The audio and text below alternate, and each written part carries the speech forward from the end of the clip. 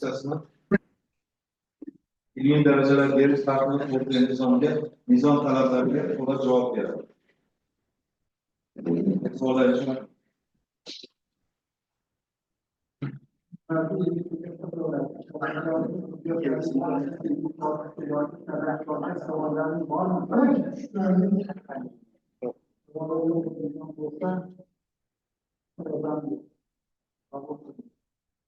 Sirtatsiyaning o'sha mavzuga ilishgan xulosalarni bayon qilib, talabgor Ochilov ijod qilishga beriladi. Tartiblar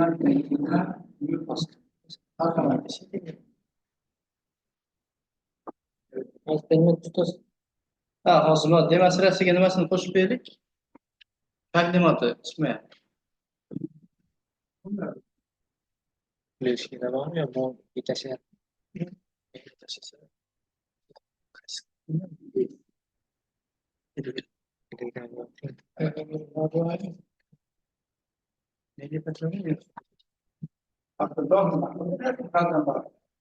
Chiqmayapti ekanmi?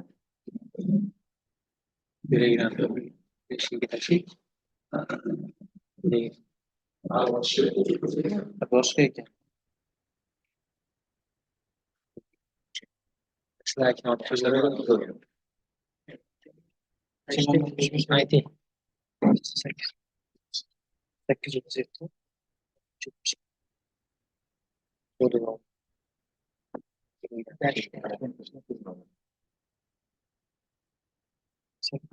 83 137.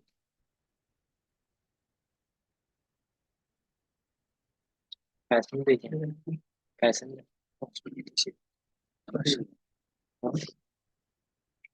Bunu olma taşıyamaz. Yok, henüz.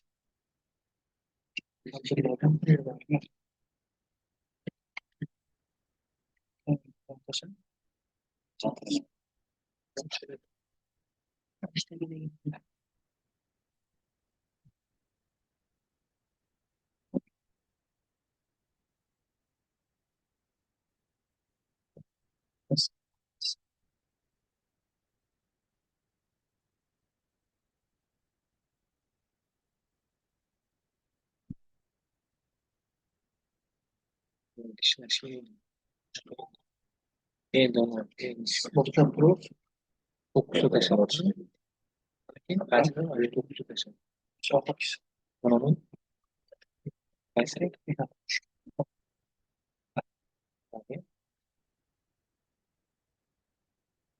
Başka. Sıkıntı yaparsanız çıkartacağım. Assalamualaikum warahmatullahi wabarakatuh. Adamlar teşekkürler. Zaten ilk olarak maaştan köşelerden çıkarttı. Destek kodunu kurman, parametrelerle şirketlerden asaslaşma sitesi şahane edilmiyor. Miras var, yapanlar bu işe sebep oluşturması, hadi program profil. Şu iş, yapacağız bir tane Yok, yayında koşamam. Saat istikim mutlaka bir güç. Kaç ülkeler olduğunu çıkar, köşelerden başarışıyor.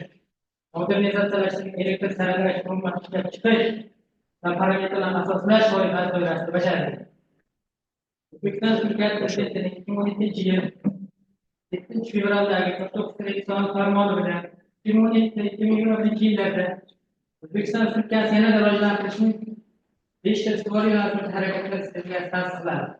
Buning iqtisodiyotni rivojlantirish va liberallashtirish ustuvor yo'nalishlari qismida O'zbekiston modernizatsiya qilish, holatdagi yer maydonlari migratsiya holatini yanada yaxshilash, migratsiya va migratsiya obyektlarini rivojlantirish, eng avvalo suv va resurs tejaydigan qishloq xo'jalik texnikalaridan foydalanish, ish unumi yuqori bo'lgan qishloq xo'jalik texnikalarini joriy etish, dehqon va fermer xo'jaliklariga energiya resursi tejamkor va qishloq xo'jalik ishlab chiqarish sohasiga intensiv tizimlarga o'tish, ushbu sohani barqaror va samarali rivojlantirish. So'nggi yillarda respublikamizda maosh yetishda tarmog'i keskin ortib bormoqda. Buning sabablaridan biri g'alati takroriy bo'lsa, ikkinchidan tashqi va ichki bozor talab yuqorligidan. Maosh tanlashtirib olingan hosilga dastlabki ishlov berish juda muhim hisoblanadi. Chunki hozirgi kombayn va boshqa qurilmalar, ya'ni maosh sonining tozalik ba'zi me'yorlar darajasida ba'zi narxlarga birmuncha yuqori bo'lganligi bois 2-3 kun ichida dastlabki bosqichga o'tkazilmasa, so'ngra o'z-o'zidan qiziydi. Va iste'mol va keskin pasayib ketadi.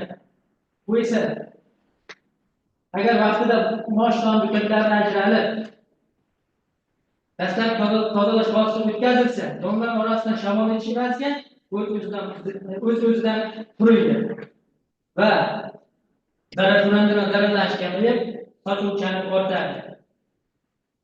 Va keyingi texnologik yengillashishlarga xarajatlar birmuncha qisqaradi. Bu esa bevosita donni tuproqdan ajratib, dastlab tozalash qurilmalari bog'liq.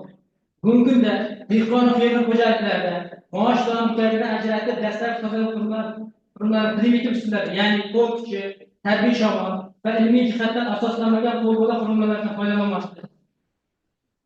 Ushbu iboralarni ta'kidlagan holda biz maosh tuproqdan ajratib, dastlab tozalash qurilmalari ishlab chiqish va parametrni asoslashga yo'naltirilgan.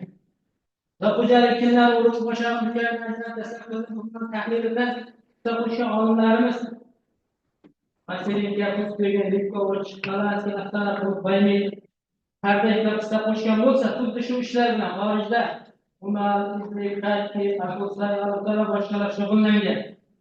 Ammo hozirgacha qishloq xo'jalik ajratib dastlab tozalash xizmat tahlili shuni ko'rsatdiki, dehqon fermer xo'jaliklariga energiya bo'lsa tejamkor, tomon talabga javob beradigan, kucham qulay qurilma ishlab chiqarilmagan. Shu yuqoridan ta'kidlagan holda biz tadqiqotning maqsad va vazifalarini belgilab oldik. Maqsad maosh sonini, agrar-texnik talab darajasini tozalaydigan dastlab tozalash qurilma ishlab chiqish va parametrlarni asoslash iborat. Qo'yilgan maqsadga amalga oshirish uchun quyidagi tanlab olindi va bajarildi. Belgilangan vazifani amalga oshirish uchun esa biz maosh navlarining Turon, Durdona, Qahra va Radius navli maosh foydalarining fizik mexanik hodisalarini o'rgandik. Keltirilgan jadvalda ko'rinib turibdiki, Turon navlining o'rtacha uzunligi 5.47 mm. Turon navlining eni esa 4.22 mm. Turon navlining qonining o'rtacha qalinligi 4.9 mm tashkil etdi. Xuddi shunday Turondan maosh foydasining ishqalanish koeffitsiyenti 31 gradus belgilab, daqiqda maosh tutkagilik esa 32 gradus 44 daqiqani tashkil etgan bo'lsa, Turon maosh foydalarining zichligi 164.2 gram tashkil etgan. Ko'p tozadon esa zichligi 825.2 gram tashkil etdi. Ushbu keltirilgan natijalar maosh tuproqdan ajratib, dastlab tozalagan qurilma ishlab chiqish va nazariy tadqiq etishga inovatlar zarur hisoblanadi.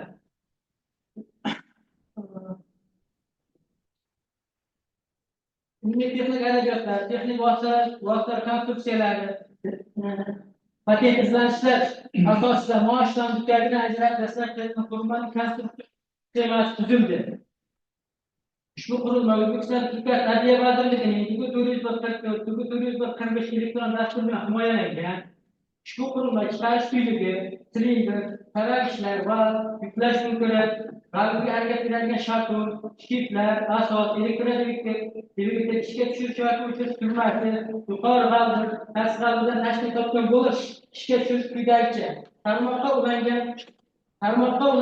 ulangan ishga tushirish tugmasi bosilib, elektrodvigatellar va shkiflar yordamida tasma uzatma orqali silindrda joylashgan vaqt aylanma harakatga keladi. Shu vaqtda yuklash punktiga maosh foydalari yuklanadi. Ular yuklan vaqtida kelib silindr ichiga kelib tushadi. Yuklash punktiga silindr ichiga kelib tushganda valga mahkamlangan savalishlardan ta'sirlashadi. Valga mahkamlangan savalishlar valga vitsimon shaklda mahkamlangani uchun oldga qarab turadi. Va kelib ta'sirlarning natijasida silindr osti setka orqali usti g'alvaga kelib tushadi.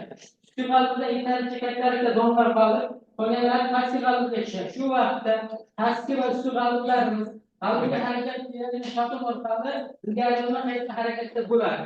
Va maosh foydalari sinflari, butunlari sinflari silindr maxsus chiqish yo'li orqali tashqariga chiqarib yuboriladi. Texnologiyalar shu tarzda davom etadi. Bizlar maosh tuproqlarini ajratib, dastlab tozalagan qurilma ishlab chiqishda nazariy tadqiqotlar o'tkazdik. nazariy tadqiqot o'tkazganimizda mosh donini silindr ichiga to'xtovsiz kirib turish uchun real burchagini asoslash muhim hisoblanadi. Yuklash mumkin real qismini harakatlanish burchagi mosh qoyalar og'irlik kuchi, chalanish kuchi, reaksiya kuchlari, mosh qoyalar yuklash mumkin real qismini bo'ylab harakatlanish uchun birinchi shart bajarilishi kerak yoki ikkinchi shart bajarilishi kerak. Mosh qoyalar fizik mexanik vositalarga asosan yuklash mumkin real burchagi 33,4 gradusdan katta bo'lsa, mosh qoyalar uning real qismi bo'ylab harakatlanish kelib chiqdi. Yuklash mumkinga ta'sir qilayotgan kuchlarni x va y o'qlariga proyeksiyalar va quyida harakat tenglamasini tuzamiz. Shu harakat tenglamasini ikki tarafini massaga bo'lib yuborib, 1 va 2 marta integrallar to'rt sistemaga kiramiz. To'rt sistemaning ikkinchi qismiga berilgan qiymatlar qo'ysak, yuklash mumkin real qismining uzunligi 0,51 metr bo'lishi kerakligi kelib chiqdi. O'zimizga qurilmaning tirqishligini asoslashda, o'zimizga tiqilmay o'tib ketish shartini maqsad qilib olib, qurilmaning uzatilayotgan dukkakli mosh qoyalar mumkin tirqish kengligini tiqilmay o'tib ketishi uchun uning kengligi asosan muhim bo'lib, uzatilayotgan massa miqdori, ya'ni qurilmaning ish unumi bog'liq holda uning kengligi quyidagi ifoda 5 ifoda orqali aniqlanadi. 5 ifodaga berilgan qiymatlarni qo'ysak, donlar fizik mexanik vositalarga asosan tirqish kengligining uzunligi 0,25 metr ekanligi kelib chiqdi. Dukkakli mosh qoyalar qamrash olgan jarayon tasdiq uchun tavaksa dukkakli mosh qoyalar qamrab olish jarayoni unga ta'sir etuvchi sistemasiga asosan mosh qoyalar masalan silindr ichiga kirishi uchun quyidagi 6-chi shart bajarilishi kerak. 6-chi ifodaga ko'ra 7-chi ifoda kelib chiqadi. 7-chi ifodani ayrim matematika o'zgarishlar kiritib 8-chi ifoda keladi. 8-chi ifodaga ko'ra yuklash mumkin qamrov burchagining gradusi 79 gradus bo'lishlik kelib chiqdi. Tavakishlar bilan dukkaklarning donlarining ta'sirini o'rganishimizda tavakishlar tomonidan dukkaklar o'zgartirayotgan ta'sir kuchi, hosil bo'lgan sifat degan kuch momenti respons shaklda mosh dukkakli inersiya momenti orasidagi o'zaro bog'liq tenglamasi 9 yoki 10 tenglama keladi. 10 tenglamani integrallar 10 integrallar va ta'sir qilayotgan kuch bilan deformatsiyalar kuch birgalikda tengligini bilgan holda biz 11 sistemaga kelamiz. 11 tenglamaga ko'ra ta'sir qilayotgan kuch x2 teng x2 maksimum va y teng 0 bo'lganda 12-chi ifodaga kelamiz. 12-chi ifodaga ko'ra ta'sir qilayotgan kuch bilan deformatsiyalar kuch bir-biriga teng ekanligini bilgan holda biz 13-chi ifodaga kelamiz. 13-chi ifodaga ko'ra mosh dukkaklarga ta'sir qilish kuchining maksimal qiymati 4,3 newtonga teng ekanligi kelib chiqdi. Valga markalar saralashni o'zini asoslashda, valga markalarning saralash reaksiya kuchi uning elementar kuchiga tik bo'lganligi uchun saralashlar reaksiya kuchining bajarilishi 0 ga teng bo'ladi. 14-sistemaga asosan saralashlarning aylanishida 400 marta aylanish hisobga olgan holda 15-ifodaga kelamiz. 15-ifodani bilgan holda biz saralashlarning uzunligini 170 millimetrga teng ekanligi kelib chiqdi. Xuddi saralashlar uzunligini bilgan holda silindrning diametrini asoslashda diametr 16-ifodaga berilgan qiymatlar qo'ysak, diametrning uzunligi 0,398 metr metrga kelib chiqdi. Silindrga o'rnatilgan valning uzunligini asoslashda 17-ifodaga asosan mosh don dukkaklar ajralish tezligining qiymati 258 metr tashkil etadi. Donlarning ikkita ketma-ket joylashgan saralashlar orasida o'tish vaqti 0,10 minutga sekund va saralashlar soni 18 ga teng bo'lsa, silindrga maksimum o'rnatilgan valning uzunligi 1,68 metr ekanligi kelib chiqdi. Agar biz agar moddiy muddat sifatida qarab, uni g'alva sirti bo'ylab koordinator boshi sifatida olsa, uni X o'quv bo'yicha harakat koeffitsient tenglamasi 18 bo'lishga keladi. 18 bo'lishda ifoda mosh don g'alva sirti bo'ylab sirilish tenglamasi bo'lib, ulardan donning g'alva sirti bo'ylab sirilishiga asosan kirishi, radiusi, burchak tezligi, g'alva gorizontal nisbatan qiyalik burchak hamda donning ishqalanish qiyinchiliklari borligi kelib nazariy tadqiqotdan olingan natijalar, dastlabki talab, texnik tadqiqotga asosan biz mosh don butagidan ajralib dastlabki tadqiqot turmaning tajriba nusxasi yaratildi. Tajriba nusxasi yuklash unsuri, silindr, himoya vositasi, elektrodvigatel, yuqori g'alva, past g'alvalardan tashkil topgan. Nazariy tadqiqotlarni oldingi natijalar tekshirib ko'rish uchun biz eksperimental tadqiqotlar o'tkazdik. Eksperimental tadqiqotlarda dastlab biz 3 turdagi tavagislarni tanlab oldik. Keltirilgan tanlab oldik. Don tozaligi va nomutgarchiligi keltirilgan jadvalda ko'rinib turibdiki, 3 turdagi tavagishlar bir-biridan farq qilganligi. Bizga ma'qul kelgani pichoqsimon turdagi tavagishlar 98.93 bo'lsa,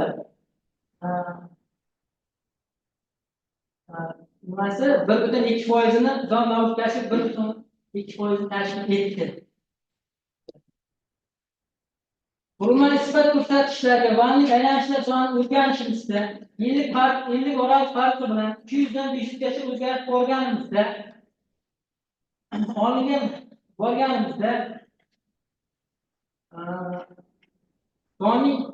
donning shikastlanishi va ajralishi ortib borgani ko'rinib turibdi. Bunga sabab agar vanning aylanishlar soni ortganda, valga mahkamlangan sarg'ichlar bilan yutuqlar donlar ta'sirlash ortadi.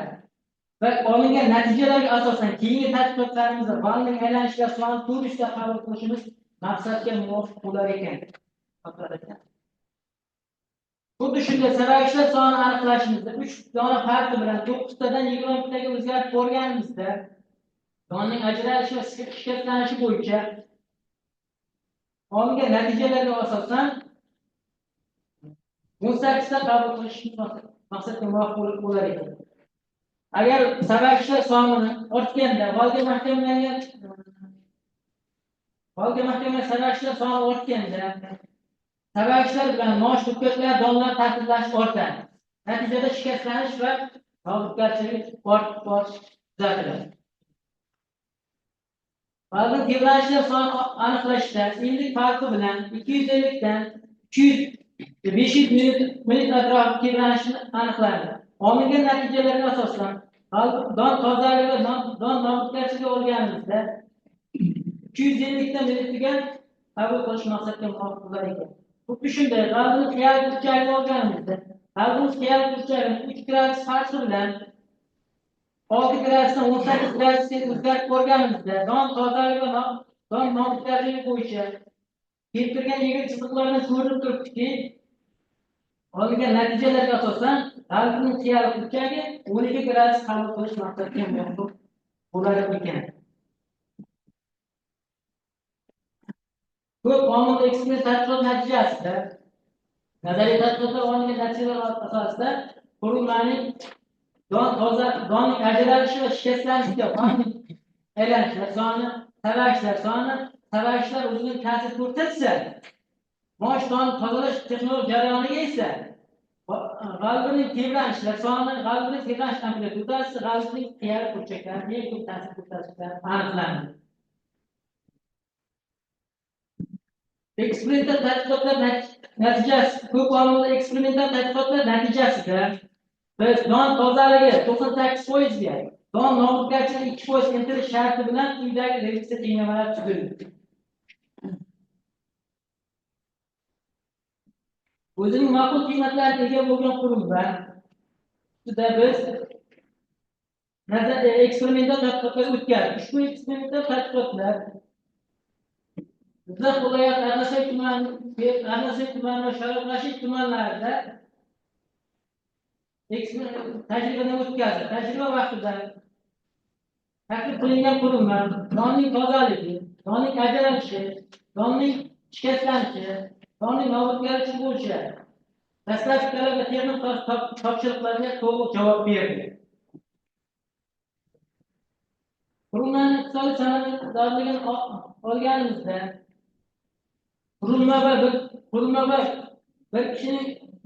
qurilma va bitta odamning mehnat bo'yicha olindi. Bunda bir tonna maosh donini ajratib olib ketadigan hisob xarajatlar bo'yicha iqtisodiy samaradorlikka erishildi. Bir tonna maosh donini ajratib olish uchun iqtisodiy samaradorlik 400,269 so'm tashkil etdi. Maosh don dukkaligidan ajratib dastlab qo'llangan xizmat ishlab chiqarish va parametrlarni asoslash navbatdagi inspeksiya ishi bo'yicha 9 ta tavsiya va xulosalar shakllantirilgan bo'lib, bular quyidagilar.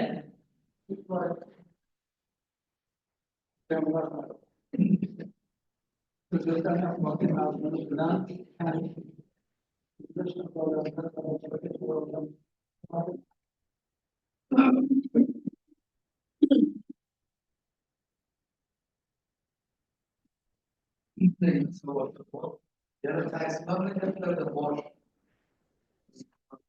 Tashqari. Dunyo bo'yicha 5 million chiqib bo'lmaydi.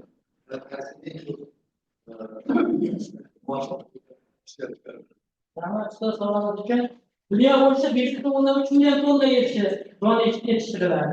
Birinchi o'rinda Hindiston. Ikkinchi o'rinda Xitoy davlati. Hindiston 1,3 million tonna yetishtiradi, ya'ni 33%ni. Hindiston 900 ming tonna yetishtiradi. Myanmar davlati turadi. O'rta Osiyoda biz O'zbekiston nima qiladi? Birinchi nimada turadi? Yetishtirishda. Yiliga 230 ming tonna O'zbekiston yetishtiradi.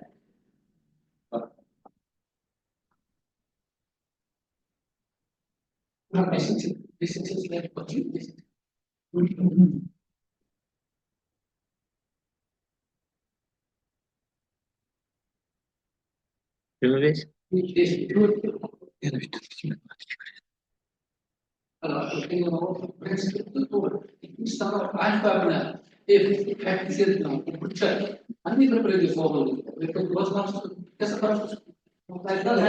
Burada şart becerilerinde doğrudan iki okumaları var.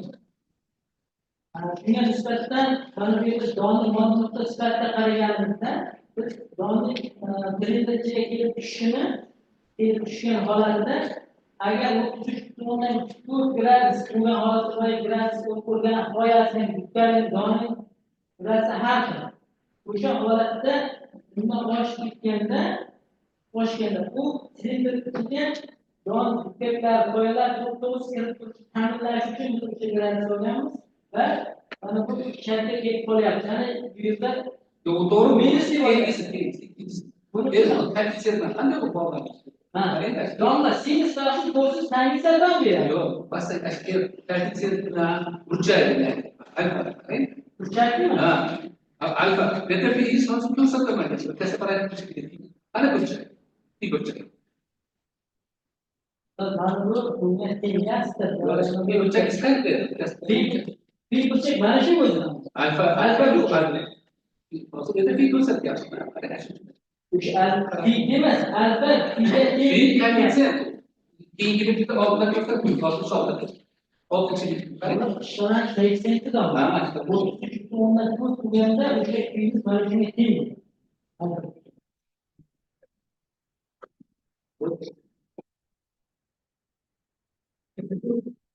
Merak ettim.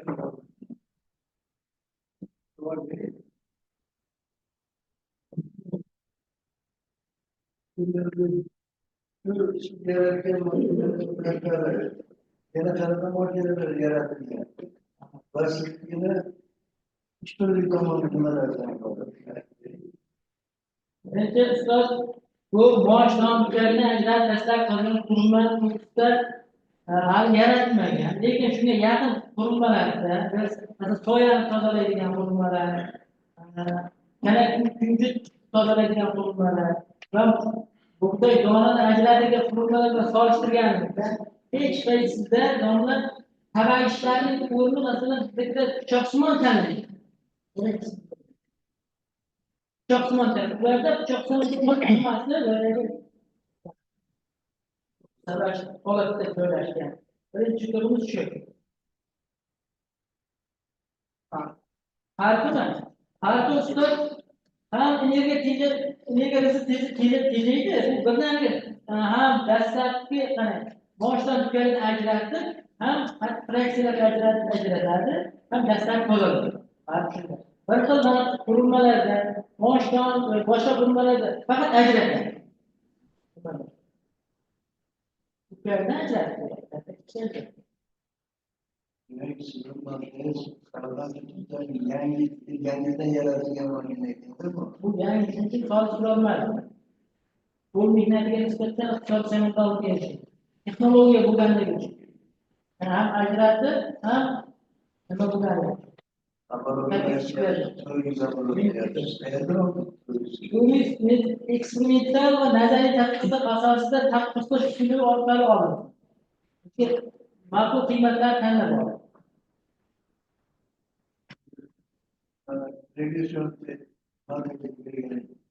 Nechinchi slayd? 20 mi?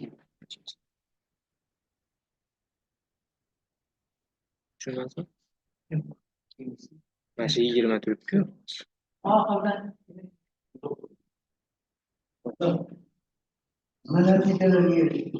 bu yerdan ilgari ko'rmasdan don tebranishlar, don g'alvning ko'zlariga bo'ladigan bo'lsa,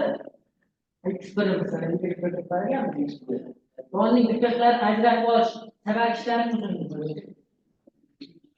Sabablari uzunligi x2 biz valli uzunligi silinderning diametri. Bunga nisbatan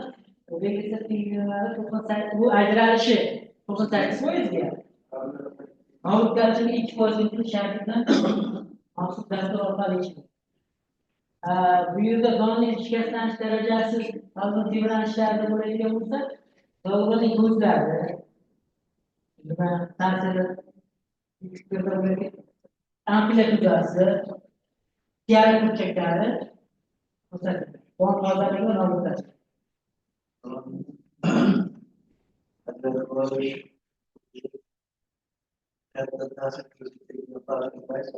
Eng ko'p ta'sir ko'rsatadigan tebranishlar bor. Tebranishlar soni x1da.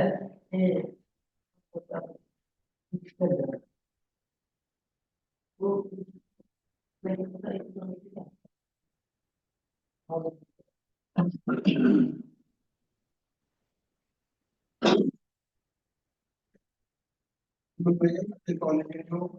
ateşte bir kullanmış, lambı lekin ağır oluyor.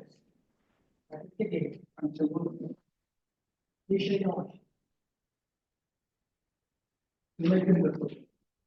Diğer başa ortaya konusu, başa birinci toplumdan bir dersinde şöyle bir şeyle başladı. Artık diyoruz ki, doğumda köklerine aşağıda borçluya X1 kasırgalardır.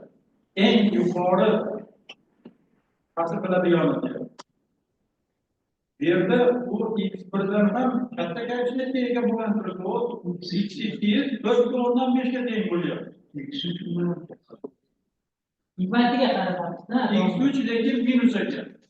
Lekin mana bu X2 plyuslik ishoraga ega va X1 plyuslik ishoraga ega. Demak, mana shular demak shu ajralishiga ijobiy ta'sir qiladigan. Deydigan bo'lsak, hozir X1 ga nisbatan X2 bu valni uzunligi bo'ladigan bo'lsa, u valni uzunligi qanday ta'sir qilishi mumkin? agar valning uzunligini kattaroq bo'lib ketsa ham bo'ladi, shikastlanish darajasi ortadi. Nima bilan ta'sirlash ortadi? Don diqqatlarida. Yani şu yerda bir aniqlik kiritib olaylik. G'alla kombayni bor. G'alla kombaynida yanch barabari bor. Bu yanch barabari ikki xil bo'ladi, pishliklik hamda savag'ichlik. Siz aytayotgan savag'ich o'sha g'alla kombaynidagi savag'ichlar nimasi bilan farq qiladi? G'alla kombaynda savag'ichi issiq bo'ladi. Emas. Chiqarilish bo'yicha. G'alla. Azizlik ta'sir ko'rsatadi. Ko'klar, boyalar, ko'klarga ta'sir.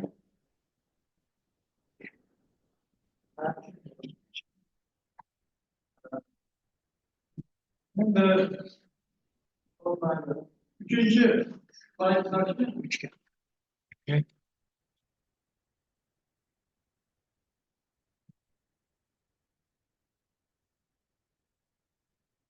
Az.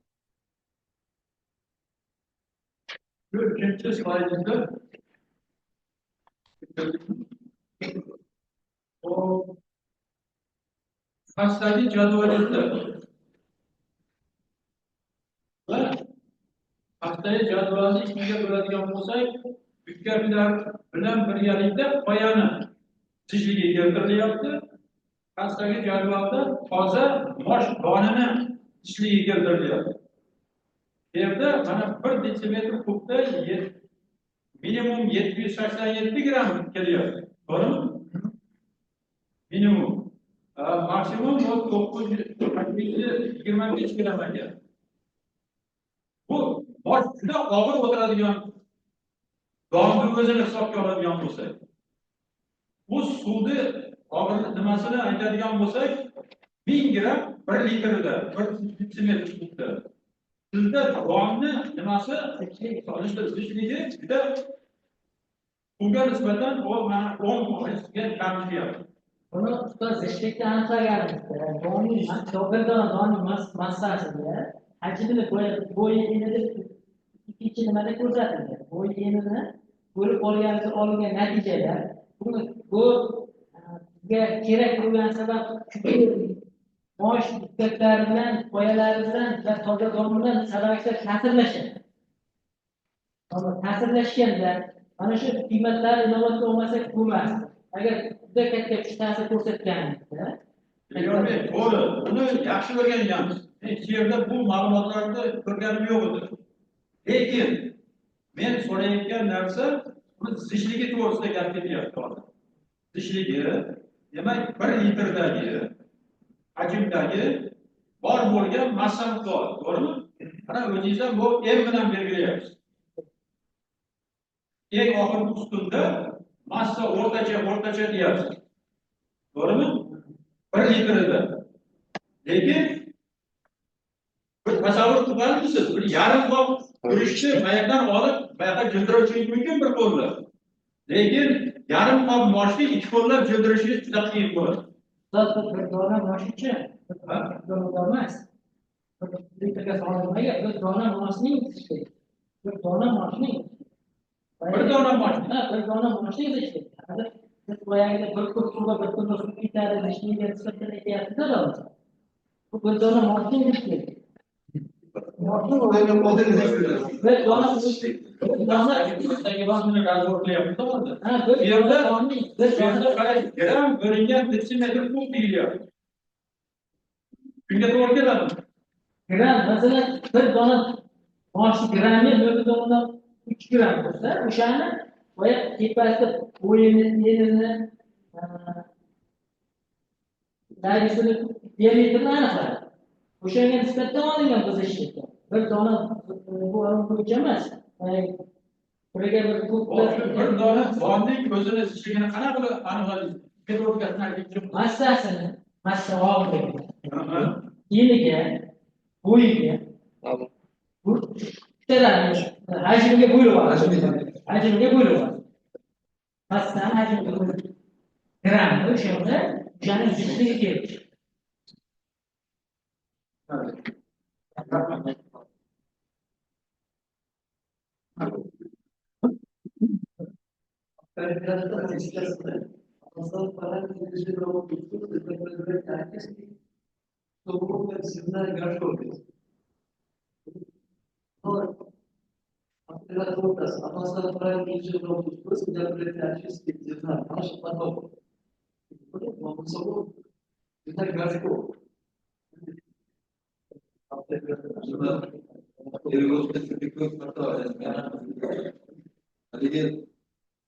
Nima boru savolga chiqmash davomlar aytgan edik.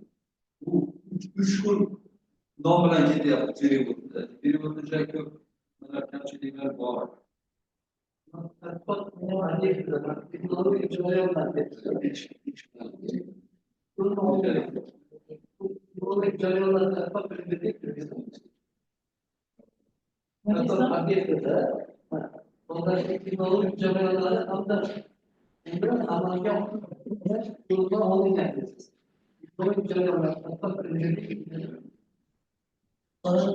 Jarayonni hamda uning amalga oshiriladigan huquqlarini olingan. Tarixdagi maoshlar tugagini ajrab dastlab qoladigan huquqlar o'zi bo'lmagani, o'zi maxsus yaratilmagani uchun biz shunga yaqin qurilmalar oldik. Va maoshlar tugagini ajrab dastlab qoladigan huquqlarni nisbatan ma'lum qiymatlar iqtisodiy va samarali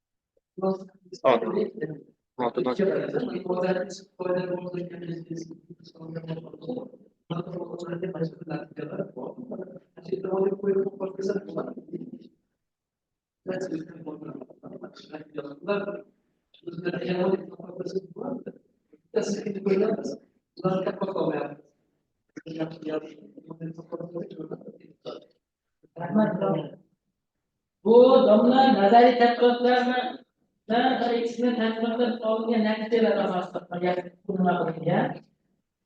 Bizda qurilmamiz, taklif qilayotgan qurilmamiz qarab, ya'ni balning aylanishlar soni bironta qurilmaga solishtirmay savol beryapti. Qurilmalarni chet ellik qurilma bo'lmaganligi uchun shunga yaqin qurilmalarni solishtirgan. Masalan, Muhinning qurilmasi karakunjutni ajratish holatida ko'proq kuch ta'sir ko'rsatganimizda yog' ko'proq ishlab katta ta'sir ko'rsatadi. Nima qilmaydi. Nima Vasilyev degan ishlarida esa beda urug'ini yeb hashak nimasi bo'yicha bunga beda urug'ini yanchi qoladigan buni doni ajratib urug'ini ajratib oladigan qurilmasida esa u taklif berilgan qilingan 2 marta o'tkazib olgan urug'ini ajratib olish. Ya'ni bu degan pul turmagan 2 marta bir marta pulli ajratib olgan keyingisida bo'lgandan yana ajratib olgan. Bu texnologiyalar va xarajatlar oshib ketishiga olib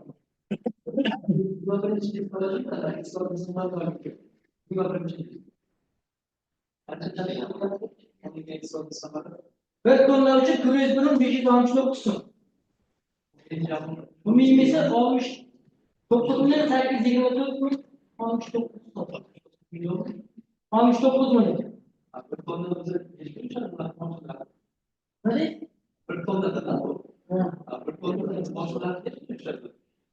İqtisodiy samaradorlik ustoz bu mehnatga nisbatan olingan.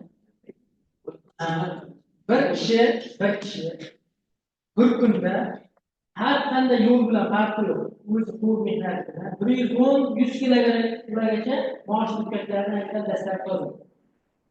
Endi tanqid qilayotgan qurilmamiz bir soatda 400 kilogramm maosh mukofotlarini dastlab oldi.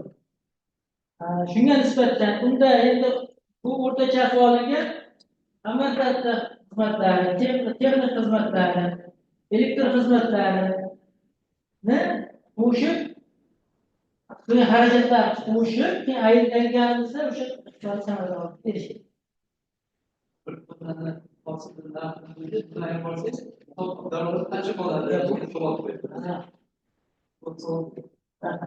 Buni endi tushuntirdim. Mana ko'limizda 1569 chiqdi-yu, 1 tonna. O'shani yillik Mana bu ko'paytirsa mana bu chiqadi. ko'paytirganida 69 million. Uni o'shni so'rayapti. Bunga ko'paytirsak bu chiqadi. Yillik hajm 1 tonna chiqqandan keyin 50 ish hajmini ko'paytirib qo'ysiz, 69 million chiqadi. Taxminan nisbatan ko'paytirsa, tashkil atrofida chiqadi. O'sha chiqadi. Demoqchiman endi hozir aytman. Domlalar shuni so'rayapti. Bir tonnaga nisbatan yillikka nisbatan. O'ndaga nisbatan. O'ndaga nisbatan bu iqtisod san'atdori yillikka. Yana savollar bormi?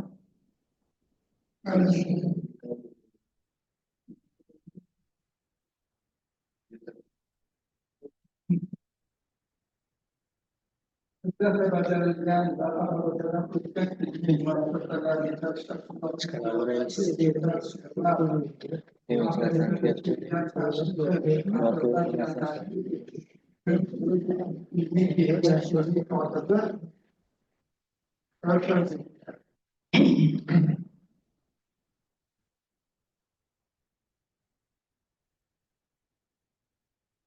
Assalomu alaykum, hurmatli a'zolar.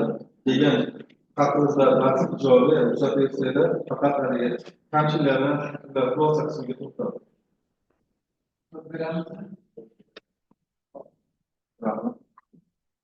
Qishloq xo'jaligi texnikasida terminologiyalarni sertifikatlash va sinash markazi, ya'ni yetakchi tashkilotni 2025-16 yanvarda ikkinchi sonli kengash yig'ilish qarori bilan tasdiqlangan taqdirda kelgan yetakchi tashkilot tomonidan ko'rsatilgan kamchilik va tavsiyalar. Birinchi, tadqiqot natijalarini joriy qilinishi raqamlar bilan keltirilsa maqsadga muvofiq bo'ladi. Ikkinchisi, dissertatsiyaning 31-betida bir ko'l paragrafda don va urug'larining konstruksiyasi va ish jarayoni tahlili deb nomlangan va rasmlarda keltirildi. Lekin har bir konstruksiyani ishlashi tahlil qilinmadi. Tahlil qilinsa maqsadga muvofiq bo'ladi. Uchinchi, birinchi bobdagi rasm va sxemalar ostiga yozilgan yozuvlarni bir birlikka keltirilsa yaxshi bo'ladi. To'rtinchisi, nima uchun ishkalari qaysiliklar har xil qabul qilingan? 66-betda P066, 80 va 84-betda P37, 037 uni bir birlikka keltirilsa maqsadga muvofiq bo'ladi. Beshinchisi, dissertatsiyaning 53-betida ikki jadval bo'yicha qilingan xulosada mosh yukagi va donning namligi 16% atrofida bo'lishi lozim deydi. Agrotexnik talablardan kelib chiqib, mosh yukagi va donning namligi 16-20% atrofida qabul qilinganda maqsadga muvofiq bo'ladi. Oltinchisi, 139-140-betlardagi ma'lumotnoma kirilchada yozilgan. Hozirgi kunda barcha yozuvlar lotin yozuviga o'tkazish zarur. Ko'rsatilgan kamchiliklar tavsiya ko'rinishida bo'lib, bajarilgan dissertatsiya ishining sifatini kamaytirdi. Olingan natijalar ishonarli va yetarli darajada chop etildi. Avtoreferat va nashr etilgan ilmiy ishlar dissertatsiya mazmunini to'la namoyon etadi. Yig'ilish qarorida taqdim etilgan dissertatsiya ishi mavzu dolzarbligi, ilmiy yangiligi, ilmiy amaliy ahamiyati, ishlab chiqarishga joriy etilishi, ilmiy maqolalar nashr qilinishi, dissertatsiya ishi va aferatning to'g'ri rasmiylashtirilishi bo'yicha O'zbekiston Respublikasi Oliy ta'lim, fan va innovatsiyalar vazirligi huzuridagi Oliy attestatsiya komissiyasining nizomligi va talablariga javob berdi. Tadqiqot yo'nalishi va mazmun mohiyati bo'yicha esa 05-07-01 qishloq xo'jaligi va melioratsiya mashinalari, qishloq xo'jaligi va melioratsiya ishlari mehnat ixtisosligiga mos keladi. Talabgor Ochilov Elyor Temirov texnika fanlari bo'yicha falsafa doktori ilmiy darajasini olish uchun tayyorlagan mosh donini ko'klardan ajratib, dastlabki tozalaydigan qurilmaning parametrlari va ish rejimlarini asoslash mavzusidagi ishi tugallangan ilmiy tadqiqot ishi bo'lib, asoslangan nazariy va amaliy natijalarga ega. Dissertatsiya ishi Andijon qishloq xo'jaligi va agrotexnika instituti huzuridagi ilmiy darajalar beruvchi P120.2021.126.02 raqamli ilmiy kengashda asosiy himoyaga tavsiya etildi. Avtoreferatga kelgan taqdirda birinchisi, Отзывы на авторитет посол от М.М. Елмаханова, кандидат технических наук, доцент Южно-Казанского университета имени Аузова, Республика Казахстан. Отзыв положительный, имеется следующее замечание. Первый. Рисунок 3 на странице 12, аннотация негатив. Второе. Из какой литературы формула определения угловой скорости Гарвира на странице 13. İkinci sayfada. Отзыв на авторитет поступил от Мусалиева М.М. Кандидат технических наук, доцент, заведующий кафедрой механизации сельского хозяйства имени Оразалиева, Кыргызского национального университета. Отзыв положительный, имеется следующее замечание. Первый. Анализ кривых изображенных на рисунке здесь на странице 14 показал, что в дальнейшем исследовании следует принять частоту вращения вала около 400 оборотов. Из какой литературы это взято? Второе. На чем основано утверждение 10 на странице 13? Üçüncü takır. Çok hocaların mekanizasyonlar, ilmi kapatmıştı, direktör ilim fan ve ilmi faaliyetler boyunca maslahatçı eğitimler, doktor profesörler çayırı takır. Takır icabı, temsilciler. Seferse Afrika'da ulaşımcılıkla üçüncü rasım, savaşı, dikkatli moş koyaran kanlı olan şartlarında unga ta'sir etuvchilar temasini teknik tavsiya keltirdi. İkinci. Sırttan saat tarifelerin 15-7'leri, doğumun aralaşma tartibindeki bir ilgili koşulmalar aşağıda yukarı kalbi ölçümleri 4, 5 ve 6 mm boyunca numaralı gözleri hamda ölçümleri 420, 530 ve 630 mm boyunca 4 çözümçok gözlü kalbinden foydalanan holda eksperimentler natijasi qaysi manbadan olingan? To'rtinchi taqdir. Samarqand agroinnovatsiyalar va tadqiqotlar instituti dotsenti, klinik fanlar falsafa doktori Ismoilov taqdir etgan. Taqdir ijobiy kamchiliklar. Avtoreferatda masalani o'rganilgan darajada faqat MDH davlatlar miqyosga olingan. Xorij olimlari ishlari ham tahlil qilsa yaxshi bo'lardi. Ikkinchisi, avtoreferatda g'alvani yig'ilishlar amplitudatsini qanday o'zgartirish bo'yicha ma'lumot keltirilmagan. Lekin eksperimentlar tadqiqotlar natijalari olingan. Beshinchisi, Mirzo Ulug'bek nomidagi O'zbekiston Milliy universitetining Jizzax filiali dotsenti, klinika fanlar nomzodi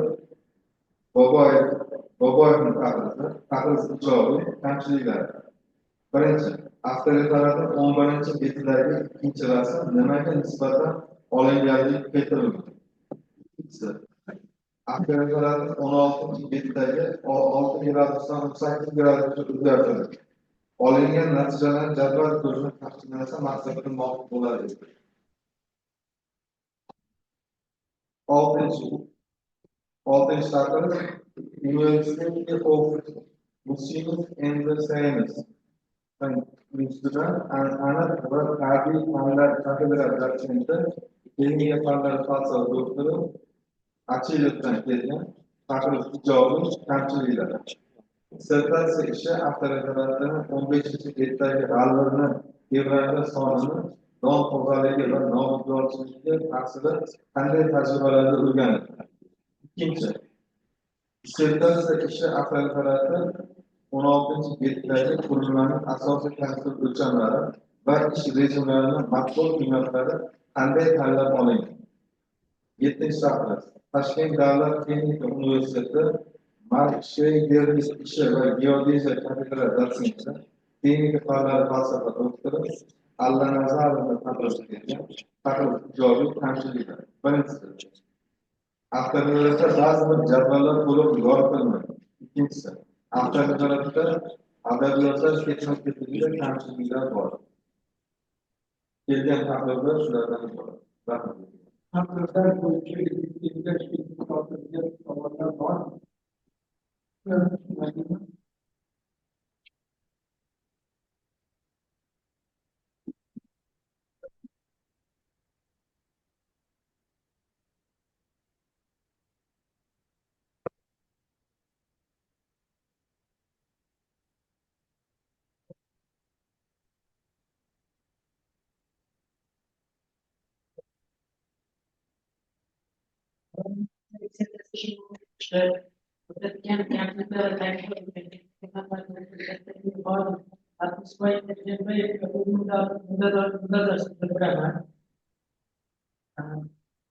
Ders taşlı zamanında orta kentlik yerine birincisi sayfa dereceler doğru birinci rakamlar bilen birlikte makası kullanılıyor. Cevap. Sayfanın dereceler doğru bilen disiplinten tercih çekilmeyen birlikte 14. 15. 16. 17. yıl olurken buradan yani. İkinci disiplinten 31. bitter bölü paragrafta sonra ularning konstruktiv va jarayon tahlil deb nomlangan. Rasmlar keltirilgan, lekin har bir konstruksiya ishlashi tahlil qilinmagan. Tahlil qilinsa maqsadga muvofiq bo'lar edi. Javob: maosh to'lanining ko'plarini ajratib dastlab qilinadigan qurilmaning yaqin bo'lganligi uchun yaqin bo'lgani uchun boshqa konstruksiyalardan o'rganilgan va avtorlarga berilgan. Kamchilik. Birinchi bobdagi rasm va sxemalar ostiga yozilgan notlar bir o'lka keltirish yaxshi bo'lar edi.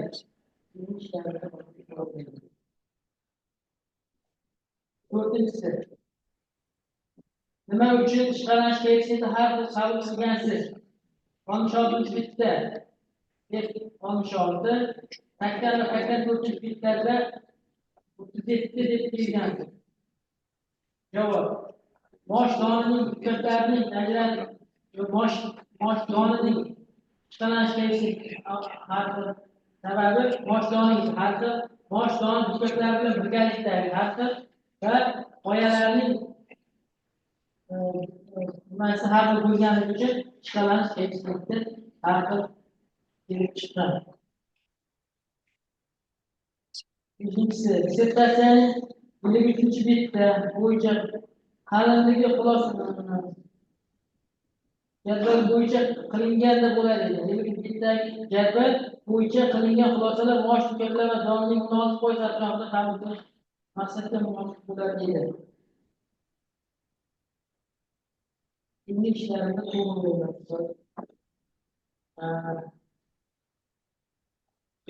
6. Betlarda ma'lumot klipda yozilgan. Hozirgi kunda barcha yozuvlar lozim yozuvlar o'tkazilgan. Zarur deyapti. Domla biz O'zbekiston Respublikasi Prezident qoshidagi statistika bo'limidan maoshning yillik statistikasi olganimizda olingan ma'lumotnomasi lotincha lekin ilova qilinganda u kirillchada keldi. Shuning uchun biz o'zgartirmasdan kirill qoldirdik. Bunda haftaga qarab kelgan chaqirishda Qozog'iston Respublikasidan O'zbekiston o'tgan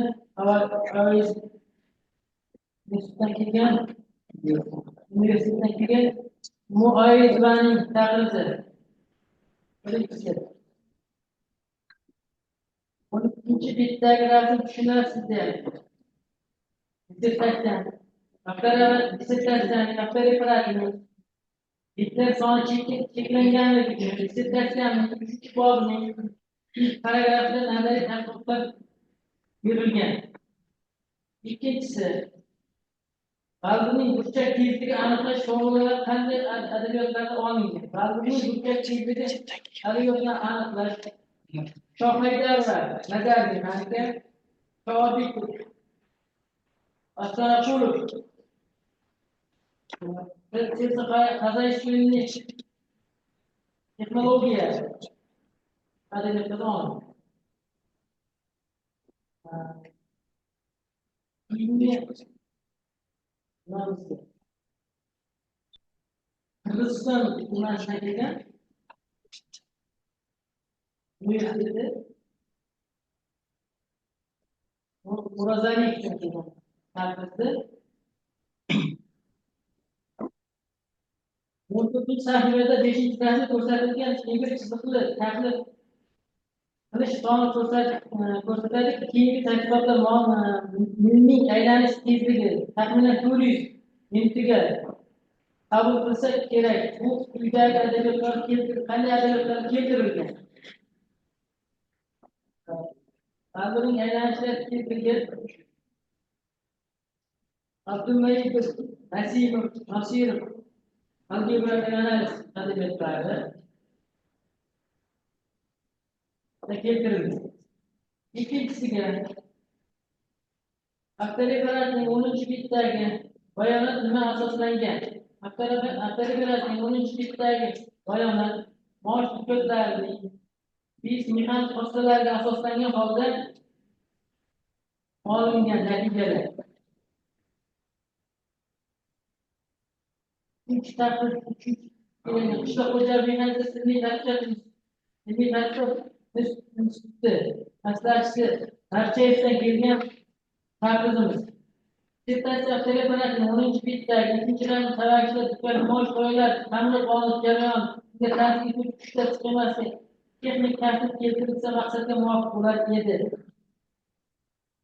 Shunday bu ham dissertatsiyaning avtoriyalar keltirilgani uchun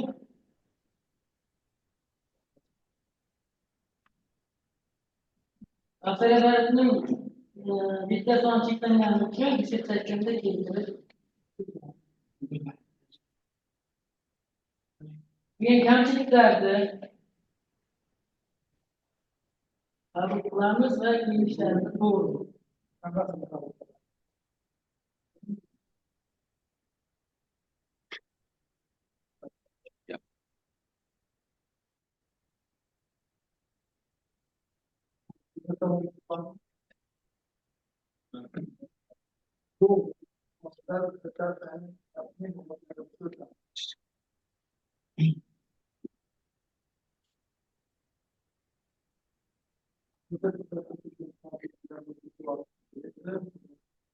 Endi birinchi apparat biror ta'limlar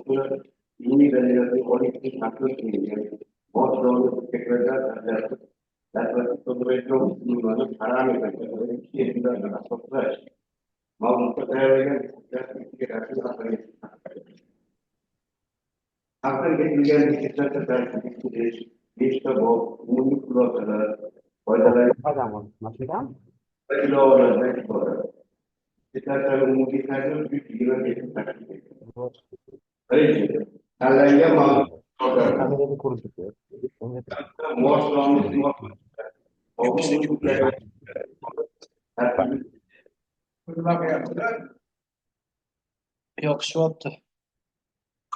Yoqmay turibdi. Ajratib olib, tarkibdagi begona qo'shimchalarni ajratib olish uchun resus tejovkor texnologiya va texnik vositalarni yangi ilmiy texnikalarni ishlab chiqishga yo'naltirilgan ilmiy tadqiqot ishlari olib borilgan. Bu borada boshlovni hujjatlardan ajratib olish, bosqichda zorli hujjatlardan ajratib olish qo'llanilgan. Bora va shikoyatlanish darajasini kamaytirish hamda yengil qo'shimchalardan foydalanishda yuqori sifatni ta'minlash hamda energiya va resurslari tejash, boshlovni hujjatlardan ajratib olish bilan birga bu yengil qo'shimchalardan foydalanishni amalga oshiradigan energiya tejamkor qurilmalar ishlab chiqish hamda texnologik jarayonni parametrlarni ishlashga asoslashga alohida e'tibor qaratilmoqda.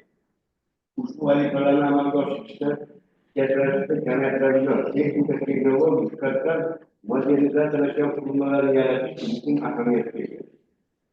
Bu ta'kidlangan boshlovni hujjatlardan ajratib, dastlabki so'zlangan qurilmani ishlatish taratilgan mavzusi dolzarb cheklanadi.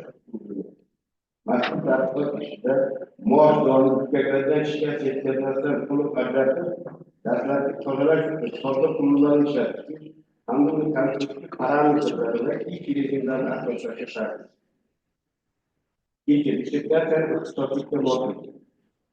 Shirkat tarkibi mazmunli jihatdan 05-07-01 qishloq xo'jaligi melioratsiya mashinalari, qishloq xo'jaligi melioratsiyalarini mexanizatsiyalash iqtisodiyotiga mos keladi. İşin ilmi saviyasi. Shirkatning ilmiy saviyasi yetarli darajada bo'lib, tadqiqotchi tomonidan boshlovni hujjatlardan to'liq hamda shikast yetkazmasdan ajratib, dastlabki tozalash konstruksiyasi sodda qurilma ishlab chiqildi. Qurilmalar konstruktiv o'lchamlari va ish rejimlari, bosh hujjatlari hamda donli fizik mexanik vositalarni hisobga olgan holda asoslangan. Texnologik jarayonni ifodalaydigan analitik bog'lanishlar va tuzilgan matematik modellar, qurilmani ish jarayonida sharoitlarni bosh hujjatlari bilan o'zaro ta'sirlanishga bog'liq ravishda keltirib chiqarilgan. Qurilmani ma'qul konstruktiv o'lchamlari va ish rejimlari donlarni hujjatlardan ajratib olish qo'llanilgan hamda shikastlanish darajasini don so'zlanishi va nobudgarchilikka ta'sirini o'rganish qobiliyatlarini ifodalaydigan regress kemalarni foydalanadi. İşin ilmi ve ameli ahamiyeti, tadqiqot natijalari ilmiy ahamiyati qurilmaning kam energiya va resurs sarflagan holda boshlovni hujjatlardan to'liq hamda shikast yetkazmasdan ajratib, dastlabki tozalab olish sifatini ta'minlash uchun asoslangan konstruktiv o'lchamlar va ish rejimlari hamda keltirib chiqarilgan analitik bog'lanishlar va matematik modellarda boshqa shunga o'xshash qurilmalarning parametrlarini asoslashda foydalanish mumkinligiga asoslanadi. İşning amaliy ahamiyati esa ishlab chiqilgan qurilmani boshlovni hujjatlardan ajratib, dastlabki tozalashda energiya mehnat sarfi hamda don nobudgarchilik kamaytirish bilan izohlanadi. Xulosa hamda amaliy va nazariy tavsiyalar qay darajada asoslanganligiga yangi o'tkazilgan nazariy va tajribaviy tadqiqotlar bo'yicha muallif tomonidan to'qqizta xulosa qilingan. Birinchi bobda o'tkazilgan tahlil va tadqiqotlar natijasida keltirilgan birinchi xulosada o'tkazilgan adabiyotlar tadqiqotlar tahlili bo'yicha ikkilanma ilishishni to'g'ri qo'lga qo'yilgan. Ularni agrotexnik talablar darajasida hujjatlardan ajratib, dastlabki tozalash uchun konstruksiyasi sodda qurilmani ishlatish imkonini keltirib ko'rsatdi. Xulosalar birinchi bob bo'yicha o'tkazilgan tadqiqot natijalari asosida keltirildi. İkinci bob bo'yicha shakllantirilgan ikkinchi va uchinchi xulosalarda boshlovni marhamat tarkibida fizik mexanik vositalarni o'rganish bo'yicha o'tkazilgan tadqiqotlarda mamlakatimizda ishlayotgan motosikron, qahramon, buzdollar va rad sinovlari tanlab olingan hamda ularning geometrik o'lchamlari uzunligi 4,90 millimetrdan 5,51 millimetr, eni 3,45 millimetrdan 4,21 millimetrgacha bo'lsa, qalinligi muvofiq ravishda 320 millimetrdan 4,1 millimetrga o'zgarishi aniqlangan. Hamda boshqa hujjatlardan talab darajasida ajratib olish uchun unga ta'sir etadigan kuch miqdori 4,8 mikrondan ortib ketmasligi, 2,3 mikrondan kam bo'lmasligi kerak xulosaga keldi. Olingan xulosalar o'tkazilgan tajribalar nazariy tadqiqot natijalariga asoslangan bo'lib ishonchli. Uchinchi bob bo'yicha shakllantirilgan 4-5 xulosalarda boshlovni hujjatlardan ajratib, dastlabki tozalangan qurilma konstruksiyasi boshlovni tozalashga qo'yilgan talablar bo'yicha ishlab chiqilgan. O'tilgan nazariy tafsilotlar natijalari asosida mosh dog'li ko'katlardan talab darajasida ajratib, dastlabki tozalikni ta'minlash uchun qurilmani quyidagi parametrlar: qurilma bo'lgan real o'zgaradi. Uzunligi 0,50 va tirkishlik 0,25 metr kam bo'lmasligi kam bo'ladi. Boshni ajratib olish uchun unga ta'sir qilayotganki 4,3 mikrondan ortib ketmasligi. Qurilma savolchining uzunligi 0,17 metr. Mahkamalarga muayyan aylanishlar soni minutiga 400. Uzunligi 1,1 metr. Ular o'rnatilgan silindr diametri esa 0,4 metr bo'lishi asoslanadi. Olingan xulosalar o'tkazilgan tajriba hamda nazariy tadqiqot natijalariga asoslangan ishonchli bayonotdir. 4-bob bo'yicha shakllantirilgan 6-7, 8 xulosalarda o'tkazilgan eksperimental tadqiqot natijalari bo'yicha qurilma savolchining ehtimol uni aylanishlar soni teorik va minutiga teorik havolishlar soni 18 tonna bo'lganda moshlarni yukaklardan agar texnik talablar darajasida ajratib olishini ko'rsatadi. Moshni mayda aralashmalardan ajratib olish uchun unga o'rnatilgan yuqori va pastki valvulalar yumaloq ko'zli, diametri mosh ravishda 5 mm va 3 mm bo'lishi. Yerlanishlar soni minutiga 350, amplitudasi 10,5 mm o'rnatilish muddatlari esa 16 gradus bo'lishi maqbul hisoblanishi hamda taklif etilayotgan qurilma mosh dog'li ko'katlardan ajratib dastlabki tozalash texnologik jarayonini bir maromga ketish ta'minlash uchun undan kilovatga teng bo'lgan elektrlik o'rnatish kerak. Xulosalar o'tkazilgan eksperimental tadqiqot natijalari asosida shakllantirilgan bo'lib ishoniladi. 5-bob bo'yicha shakllantirilgan 9-xulosada o'tkazilgan xo'jalik sinovi va iqtisodiy samaradorlik ko'rsatkichlari hisobi natijalar asosida shakllantirilgan. Mosh dog'li ko'katlardan ajratib olish to'lqinligi va tozaligiga qo'yilgan talablarga mos kelishi, qurilma qo'llanilganda qo'l mexanik va boshqa xarajatlar miqdori kamayganligi, ish unumi ortganligi ko'rsatdi. Qo'lni mosh dog'li ko'katlardan ajratib tozalashda iqtisodiy samarada 1,569 ming so'm tashkil etdi. Xulosa 5-bobda tuzilgan tadqiqot natijalariga kelib chiqqan bo'lib, asosiy ishonch. Dissertatsiya mazmuniga baho. Dissertatsiya dolzarb ilmiy masalani yechishga bag'ishlangan bo'lib, mosh dog'li yetkazmasdan to'liq ajratib dastlabki tozalash uchun to'xtab qurilmani ishlab chiqish hamda uni konstruktiv parametrlar va ish rejimlarini asoslash orqali mosh dog'li tozalashda ish sifatini unumini oshirish, mehnat sarflash harakatlarini kamaytirishga qaratiladi.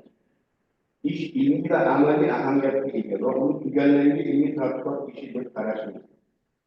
Dissertatsiyaning chiqishida dissertatsiyani dolzarbligi va zaruratga asoslangan tadqiqot maqsadida vazifalari, obyekti, predmeti tasdiqlangan.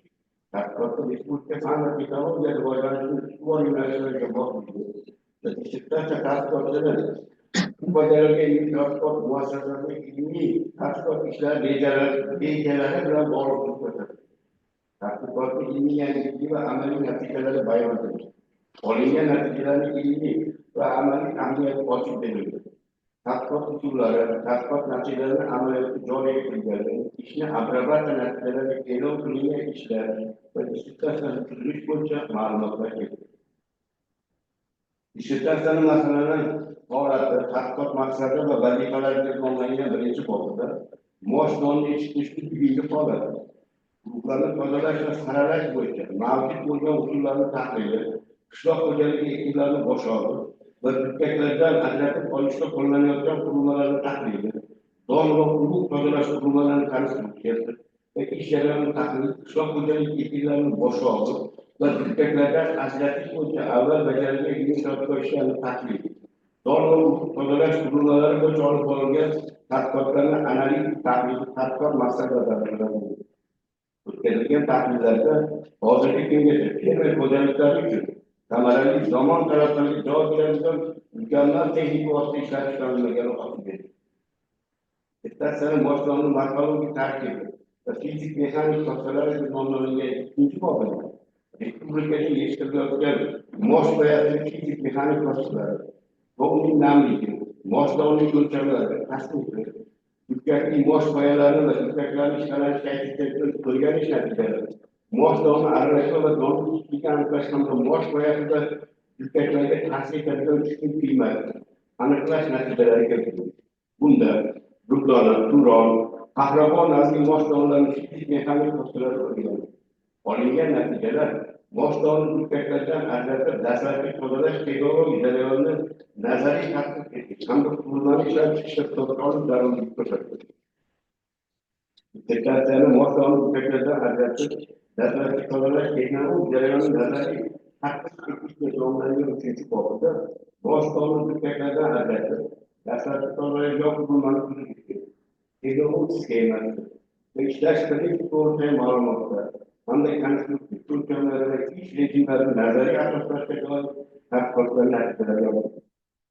Unda ilmiy tadqiqot ishlari tahliliy va taklif izlanishlar natijalari asosida moshlovni yukaklardan ajratib dastlabki tozalaydigan qurilmani konstruktiv va pedagogik sxemasi ishlab dissertatsiyani eksperimental tadqiqotlarning o'tkazish usullari va natijalari deb nomlangan 4-bobida moshlovni yukaklardan ajratib dastlabki tozalab olish uchun qurilmani tajriba nusxasini ishlab chiqish hamda uning konstruktiv o'lchamlari va ish rejimlari maqbul qiymatlarini aniqlash bo'yicha eksperimental tadqiqotlarni o'tkazish usullari va natijalari keltirildi.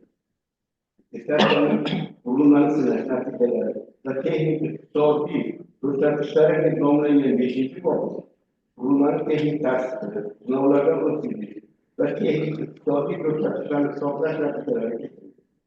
Sinov natijalari shuni ko'rsatdiki, bu me'yoriy hujjatlarga keltirilgan talablarga to'liq mos kelganligi asos bo'lgan.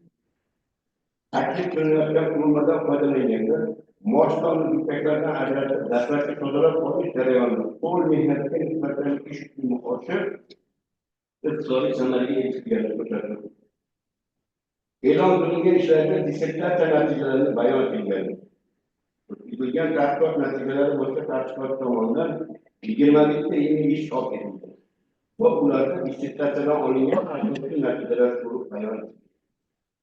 Ko'rib chiqilgan dissertatsiya ishi bo'yicha mazmun va rasmiylashtirish bo'yicha natija ko'rsatib o'tish mumkin. Endi uni tavsiya sifatida ko'rsatib o'tish mumkin. Birinchi, dissertatsiyani 1-paragrafida urug'larni tozalash va saralash usullari tahlil qilinadi. 2021-yili urug'mas don tozalash bo'lib qolganligi tushunarli. Buni endi ko'rsatayotgan paytda urug'ni boshlab ketib, donga kelib otib bo'lib ketganini sal tushunarsiz bo'lib qoladi. Ikkinchisi, dissertatsiyaning 2-bobida mosh donni morfologik tarkibi mexanik vositalari bir qancha olimlar tarixda respublikamiz tadqiqotlar olib borgan bo'lsa, nima uchun ularni yana qaytadan o'rganilgan, muallif tomonidan qayta o'rganilgani tushunarli. Uchinchi, dissertatsiyaning 52-betida donni kichikligi bo'yicha ma'lumotlar keltirildi. Lekin kichik nima uchun o'rganilgan, katta bo'lgan, yaxshimi yoki kichik bo'lganini ma'lumot kelib chiqqanda yanada tushunarli bo'ladi. Dissertatsiyaning ishlanish kayfiyatlarini xalqqa qabul qilinganligi tushunarli bo'lib qoldi. Bu bo'yicha to'liq ma'lumot keltirilganda yana tushunarli bo'ladi. Valna aylanishlar soni ortishini salbiy ta'siri bo'yicha izoh berilganda yanada tushunarli bo'ladi. Qavarishlar soni o'zgarishi qamrash burchagiga bog'liq. Nimaga asosan 19 donadan boshlanganligi tushunarli. Oxirgisi, albatta turi va o'lchamlarni tanlashda qiyali burchagi, tebranishlar soni va amplitudasi qanday qabul qilinganligi va g'allik ko'zlari o'lchami nimaga asosan yuqori g'allik uchun 4, 5, 6, pastki uchun 3,5 mm qabul qilganlari hisoblanganda yanada tushunarli bo'ladi. Xulosa: ochiqlik e'lon qilinishi dissertatsiya ishi dolzarb masalaga yechishga bag'ishlangan. Unda moshni yukaklardan shikast yetkazmasdan to'liq ajratib, dastlabki tozalash uchun so'lqa qurilmani ishlab chiqish hamda uning konstruktiv parametrlari va ish rejimlarini asoslash orqali moshni tozalashga ish sifati va unumini oshirish, mehnat sarfi boshqa xarajatlarni kamaytirishga qaratilgan. taklif etilayotgan qurilmalardan foydalanish, donlarni ipaklardan ajratib dastlabki tomonlarga talpinadigan qo'l mexnik teleskoplar ish bilimini orttirish imkonini berishi aniqlanadi. Ilmiy tadqiqot ishi tugallangan bo'lib, ilmiy va amaliy ahamiyatga ega. Taklifda ko'rsatilgan kamchiliklar bajarilgan dissertatsiya ishining qiymat va ahamiyatini pasaytiradi. Ko'pchilik yo'llanishni mo'sh ipaklardan ajratib dastlabki tomonlarga qurilmani parametrlari ve iş rejimlerine asoslash mavzusidagi dissertatsiya ishi tuzilishi mavzuni sifatida 0507 qishloq xo'jaligi va melioratsiya mas'ullari, qishloq xo'jaligi melioratsiya ishlarini mexanizatsiyalash iqtisodiyotga mos keladi hamda O'zbekiston Respublikasi Oliy ta'lim fan va innovatsiyalar vazirligi yuritishi Oliy attestatsiya komissiyasi ilmiy darajalar berish tartibi to'g'risidagi nizom talablariga javob beradi. Bu muallifi esa texnika fanlari bo'yicha falsafa doktori ilmiy darajasi oladi. Rahmat. Gelişe çıkıp geçişleri olup analizini söyleyecekler. O taklitlerge temsilcilerge ve taklitlerge Havalanma meselesi için olduğu için temsilciler için tekrar için teknik efendiler doktor profesör değerlendiren canlı sözünden bundan sonra temsilciler tavsiyelerden isterse itirazım varsa eğitimimizin mahkumlarından o da kesinlikle. Neyse, onda istersenin dedikleri paragraflardan gruptan fazlalaşma saralaş Şular tahlil qilingan, 23-bitta kelib, son tozalash va saralash bo'lib qolgan. Tushunarsiz. Javob. Biz moshdan kelganlar dastlab tozalab qo'ymak, ishlab chiqish va nazariy tadqiq etish, maksimum tadqiqot ishlarni biz don tozalaydigan donlar, donning ajratadigan, shunday yarim qurilmalar bo'lgan. Shuning uchun biz urug'larni ajratadigan, don tozalaydigan qurilmalardan foydalanamiz.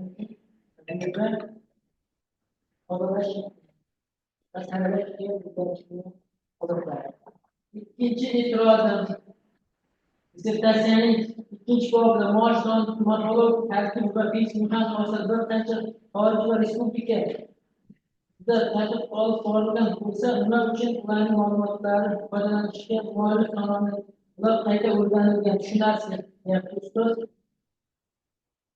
O'zbekiston Respublikasida reyestrda belgilab qo'yilgan maoshlarni, qurdonlar, haqlar, maosh davlarini ilmiy olimlar tomonidan davlat yaratilgan va yaratilgandan keyin uning nimalarni reyestrda belgilangani uchun biz o'rgandik. Rahmat.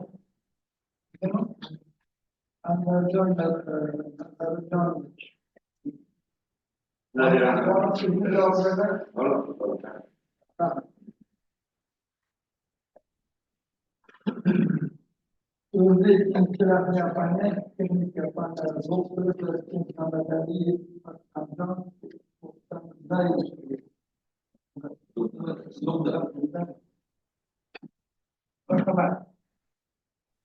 Assalomu alaykum. Ovozim eshitilyaptimi? Eshitilyapti. Assalomu alaykum, hurmatli ilmiy kengash raisi va hurmatli ilmiy kengash a'zolari. Bugun biz mana shu talabgor Achilov Elyor Temirovichning 05-07-01 qishloq xo'jaligi va melioratsiya mashinalari, qishloq xo'jaligi va melioratsiya ishlari mexanizatsiyalash ixtisosligi bo'yicha tayyorlagan dissertatsiya ishini qatnashtiramiz. Mana shu dissertatsiya ishi va avtorefatiga o'qib chiqib, quyidagi taqrizlarni fikrlarni berib o'tdim. Dissertatsiya ishi kirish va 5 ta bobdan iborat bo'lib, 136 foydalangan adabiyotlar ro'yxati, 62 ta rasm, 19 ta jadval va 18 ta yozuvlardan tashkil topgan. Dissertatsiya mavzusi hozirgi kundagi dolzarbligi bilan jahonda maosh hosil yig'ishtirish va maoshlarni ajratib olish uchun investitsion texnologiya texnika vositalarini qo'llash hozirgi kundagi eng asosiy yetakchi o'rinni birini egallab turibdi. Mana shuni hisobga olib turib, O'zbekiston qishloq xo'jaligi ishlab chiqarishda va mehnat energiya sarfini kamaytirish, resurslarni tejash asosida yetishtirilgan va yuqori unumli qishloq xo'jaligi mahsulotlarini ishlab chiqish va qo'llashga e'tibor qaratilgan. Mana shu sitasi degan ilmiy tadqiqotlarni asosida Domla 1 minut. Aha. Hozirgi birinchi opponentda to'liq podrobno tushuntirib qo'ygansiz, asosan nimalarga o'tib qo'yaverdi. Kamchilik xulosaga domla. Xo'p, domla, rahmat. Bo'pti, domla, hop. Dissertatsiya mana hozirgi ustozimiz Anvarjon aka mana aytib o'tdilar. Demak, men mana shu dissertatsiya ishi bo'yicha quyidagi kamchiliklarni sanab o'tgan bo'laman. Birinchisi, tadqiqotni o'tkazishda qanday usul foydalangan, ya'ni go'stlar nomerlangan bo'yicha havola keltirilgan, lekin go'stlarning nomi qo'ysa yaxshi bo'lar edi. Dissertatsiyaning 22-betida 1.11, 1.12, 1.13, 1.14, 1.15, 1.16 va 1.17 rasmlarda keltirilgan qurilmadan mosh donliqlarini ajratib olishda qo'llash mumkin yoki qo'llash mumkin emasligi ko'rsatib o'tilsa, maqsadga muvofiq bo'lar edi. Dissertatsiya 50-betida qiyalik burchagini 33-35 gat atrofida qabul qilish ish sifatiga ta'sir ko'rsatmaydimi yoki olingan natijada bunday katta qiymat ko'rsatilmagan. Keyingisi mosh navlarining to'lon, qahraboy, durdona, radius turlarining fizik mexanik xoslatlari o'rganilgan. Mana yana qo'shimcha boshqa navlar bilan o'rganilsa yana ham yaxshi bo'lardi. 86-betida to'li bir rasm bo'yicha 110-betdagi 5 rasm nima farqi bor? Agar farq bo'lsa, unda havola keltirilsa yaxshi bo'lardi. Dissertatsiyaning 5.1 bandida qurilmaning sindiri pastki qismida o'rnatilgan g'alvarsimon taglik ko'zdan diametri ko'rsatilgan. Lekin g'alvarning taglik ko'zlarining diametri texnologik jarayonda aytib o'tilsa, maqsadga muvofiq bo'lardi. Mana shu dissertatsiya ishini o'qib chiqib, quyidagi xulosa qilamiz. Dissertatsiya ishi O'zbekiston oliy ta'lim, fan va innovatsiyalar vazirligi huzuridagi Oliy attestatsiya komissiyasi tomonidan texnika fanlari bo'yicha falsafa doktori dissertatsiyasiga qo'yilgan talablar asosida rasmiylashtirilgan hamda tuzilishi va mazmun jihatdan 05-07-01 qishloq xo'jaligi va melioratsiya mashinalari, qishloq xo'jaligi va melioratsiya ishlarini mexanizatsiyalash ixtisosligiga to'liq mos keladi. Dissertant ishida mosh donliqlardan to'liq hamda shikast yetkazmaydigan ajratib dastlabki to'ladigan qurilma ishlab chiqilgan. Uning asosiy parametrlari nazariy va eksperimental tadqiqot asosida asoslangan. Shunga ko'ra, dissertatsiya ishi dolzarb ilmiy masalalarni yechishga bag'ishlanganini hisobga olib turib, da'vogar muallif Achilov texnika fanlari bo'yicha falsafa doktori ilmiy darajasini olishga loyiq deb hisoblayman. E'tiboringiz uchun rahmat. Salomat bo'linglar. Sizga ham rahmat. Ikkinchi opponentga kelganida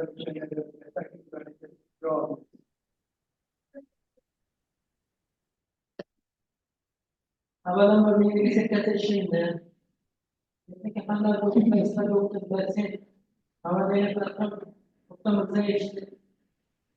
berganlik uchun o'z minnatdorligimni bildiraman. Ondan kamchiliklar bo'yicha qabul qilaman. Ikkitasi izoh berib o'tsam bo'ladimi? bo'ladi. Ikkinchi nimasiga izoh berib o'taman. Bu qurilmalar qishloq xo'jaligi boshliqlarini tozalaydigan qurilmalarning konstruksiya aks etgan va avtomatlariga silka berilgan.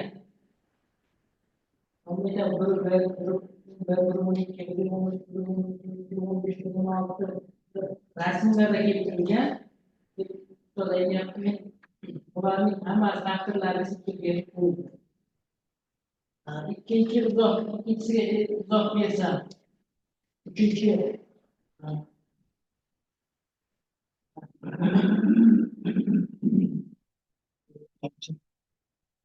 Shalanish burchagi 33 va 35 qabul qilgansiz. Bundan katta qabul qilsa bunday deb nomlayapti. Bizga shu yetarli ustoz, chunki silindr ichiga shunqiridan to'xtovsiz kirish uchun 33 va 35 gradusda bo'lish yetarli hisoblanadi. Shuning uchun biz 33 va 35 gradusda o'zimizga qabul qilib oldik. Bu yetarli. Bo'ldimi? Aslamjon to'xtamizda talab javoblarga aniqlaysizmi? Og'zingizni ochib olasiz. Ha, domla rahmat, qoniqarli. Xo'p, rahmat. Qoniqarli, rahmat. Xuddi rahmat.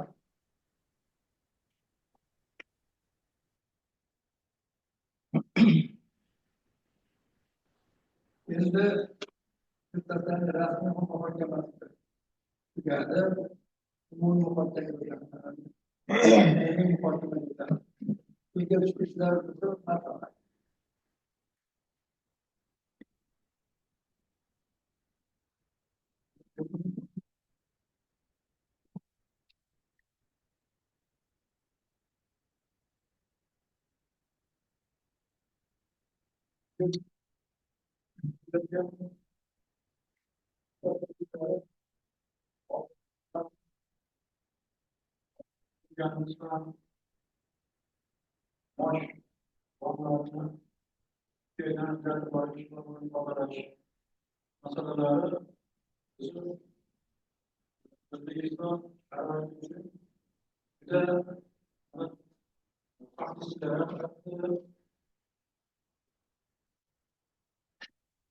Men ham qo'shilaman.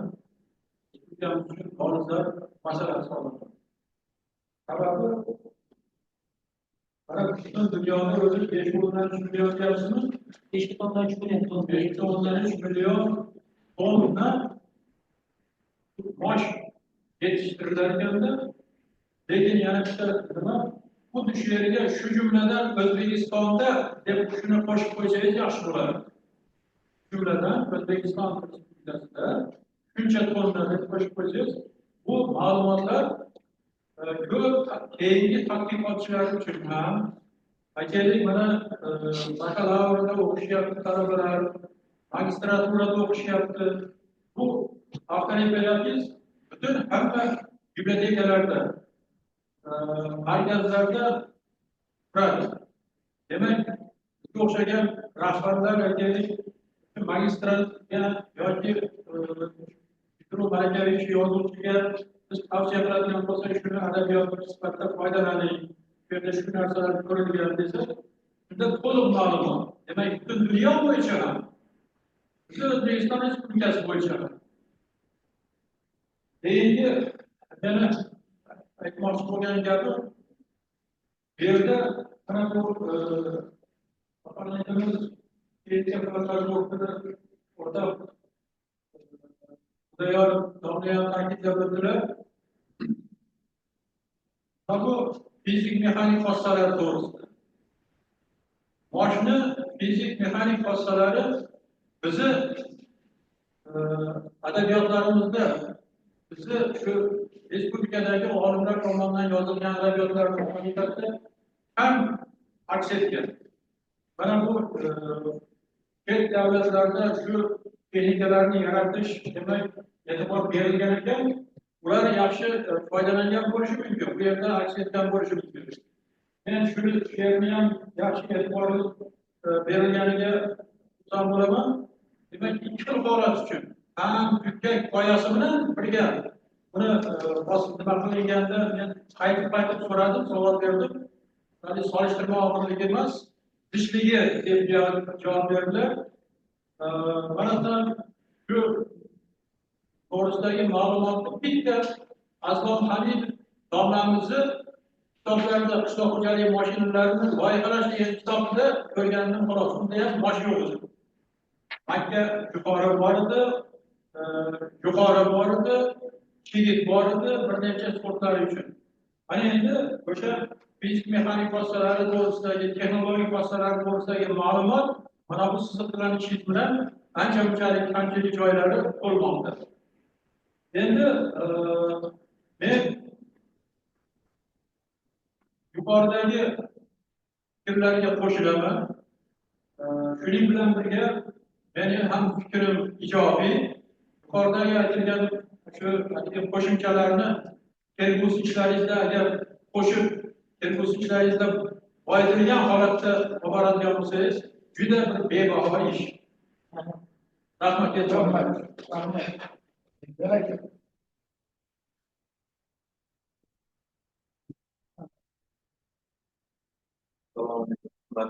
ikkinchi a'zolari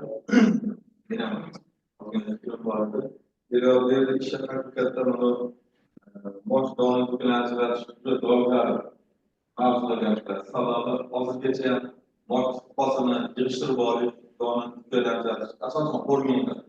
Shuning uchun bunga moslamani ishlab chiqishi, parametr ishlash asosiy dolzarb masala bu.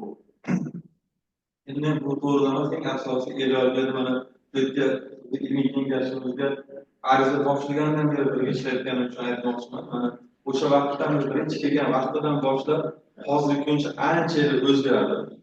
Buni e'tirof etish kerak. Haqiqatdan ishini o'zini ichiga kirishi ham, o'zini ustida ishlashi ham, munosib himoyasida ham savol javoblar ko'rdi. Temlardan o'tgan vaqtdagi qaraganda hozirgi vaqtda bilan ancha o'rganib qoldi. Sabab asosiy kamchilik hammamiz bor. Asosiy bilan bo'ladi. Ish dolzarb, buni yana davom etsa bo'ladi. O'zlaridan patentga berdi deyapti. Mavzuni ham olib, patentga berish. Ishlariga omad tilamoqchiman hamda barchani shu ijobiy olishga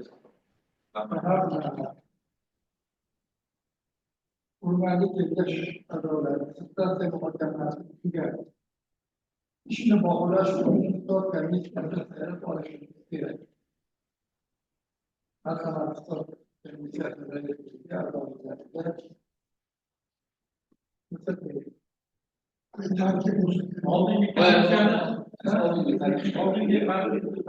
oldingi tartib doim apparatga bo'lmaydi. Aydınoniga raislikka tursin bilan tavsiya qilaman. Qarshi bo'ladi.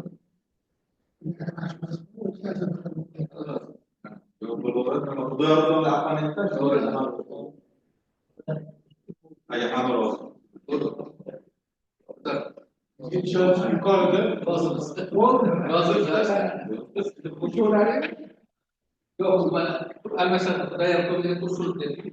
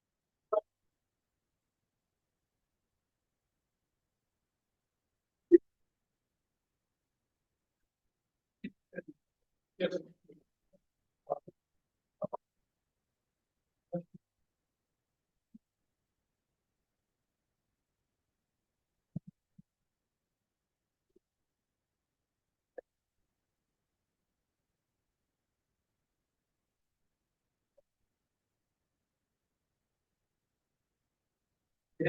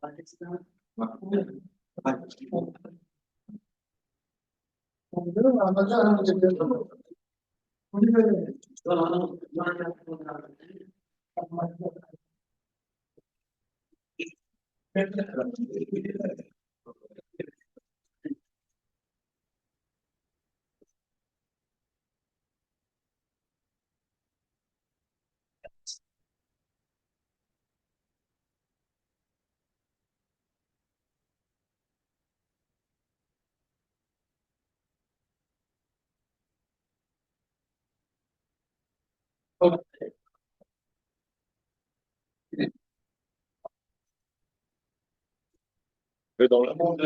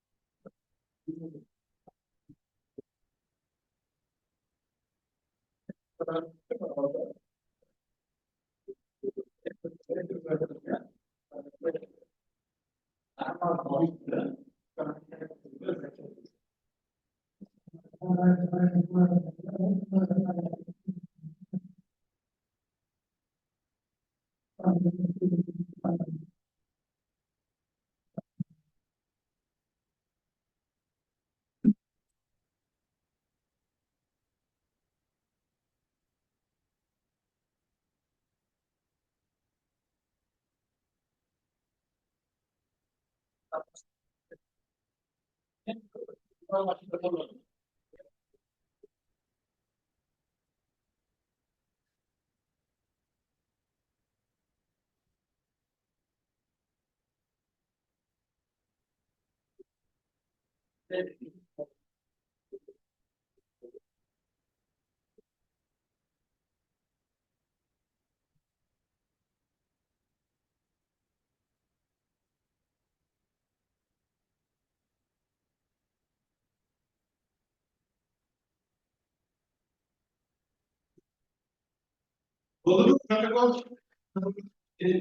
Bu işim devam ettiler. Söz organik sarayı şarkıyı bak.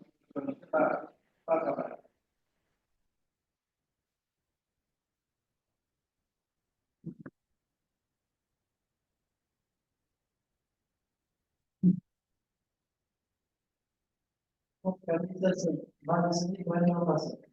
Şimdi güvenli bir yer var, anlatılmaz. Sanayiye kendisi tercih ediyor. Vatandaşlar diyor, organizasyon bunu Mahmut'a bana verir. Açı biliyor, kendini işte 15, 17, 14. Sonra bu geliyor, mirası başkanları, sonra bu geliyor, miras işler, mirasına çok gider. Yeni kafanlar böyle hastalığı oluyor. Bir derecesini alışık koyken zirter çekiyorlar. Yaşlı kendi avazlarını sana suçu kaynayacak. Ini Kenya terkib Cumhuriyet işler ibadet tasarlanacak. Ini Kenya terkibde halk uçağlar bir şukul koşulcalar işte geçirtilmeden mecliste ini Kenya azalarında 15 kişi şu cümleden ölçülerken sipter çıktığı boyunca bu işler yaptı. Onun işte birlikte tanıtımlar, işte birlikte tanıtımlar oldu. Jadi ofis sebutnya bagian awal dia naik jalan. Kecil India Indonesia konfes melihat yol ber. Sebab terjadi kebanyakan semasalah. Sebab terjadi kebanyakan işlerin mekanisasi istisos tidak. Jadi kepanjangan cepat sama dokter ini derajatnya. Jadi boyunca sudah itu awal betul. Taraftarlar 15'te 100% karşılaşıyor. Yaransız bir toplum yapılan yok.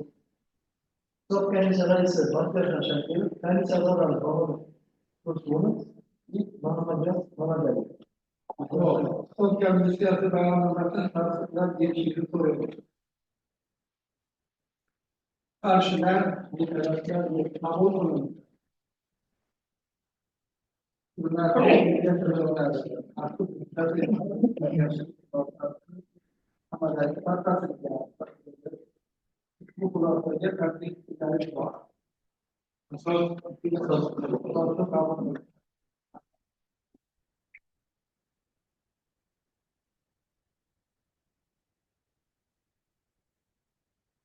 Burada biz bu davullardan ölüp çıkmayı, bunu fikir bir yol verdi. Kişiler tutsakları, bunu kabul bunu cevabı var. kullanacak.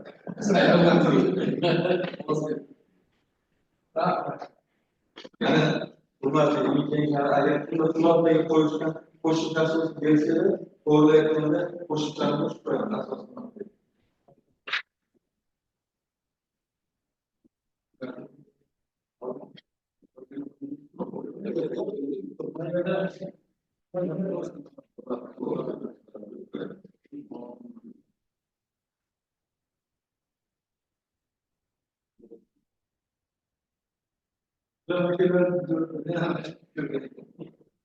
Doğru. Burada hemen şu konuları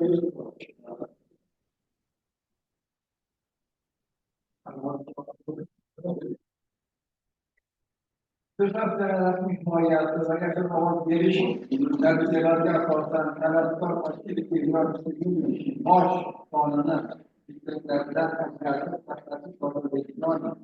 Bunların karar yetimlerden, şehirlerden, hatta Avrupa'daki doğrusu, çok güzel bir makineler,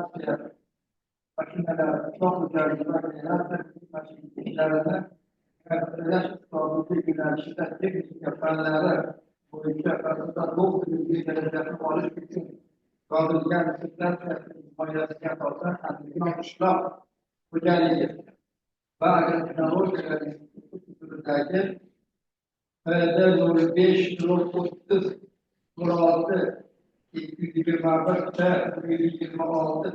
raqamli darajali beruvchi ilmiy kengash klinika fanlari bo'yicha ilmiy darajani berishga qaror qiladi. Oliy attestatsiya komissiyasidan kengash qarorini tasdiqlab berish so'raladi. Barcha kelgan a'zolarga nomidan sizlarni va mehmonlarni hamma xizmatlarimiz tabriklaymiz. Shunchalik o'tirib chidab